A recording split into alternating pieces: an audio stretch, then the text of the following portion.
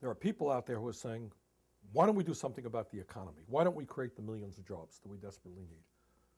Why don't we do something about global warming and make sure that our planet remains habitable for generations to come? Why don't we do something about healthcare and address the fact that we have 50 million Americans who have no health insurance? Why don't we do something about poverty so that we don't have more people living in poverty today than we used to? Why don't we do something about education?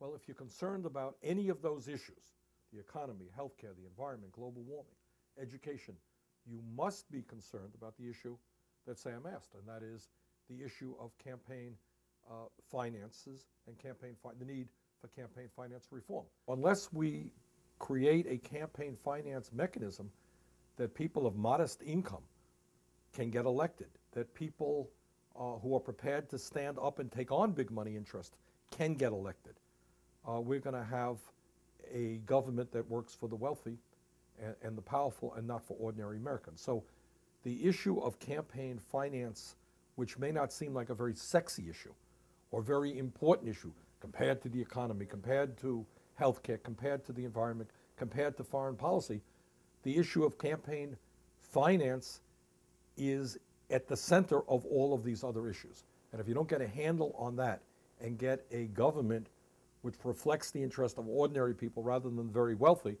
we're not going to resolve those other issues. I would answer your question in two ways. Number one, frankly, you don't have the luxury of being cynical or the luxury of being alienated from the political process, because what is happening politically is so important that if you say, oh, look, the whole political process stinks and I don't want to be involved, it's really ugly, the rich have all of the power, I'm not going to do anything. Well, you're just cutting off your nose to spite your face.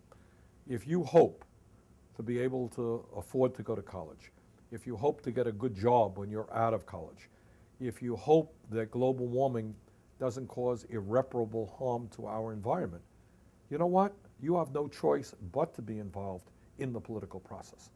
While money in politics is, in my view, a disaster, and that's why we've introduced this constitutional amendment to take corporate money out of TV ads and so forth, one should not be of the belief that you can't beat these guys.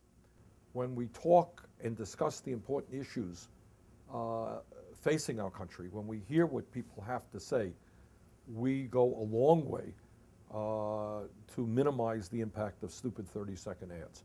At the end of the day, conversation, discussion, face-to-face talking is where I think we have to go as a nation.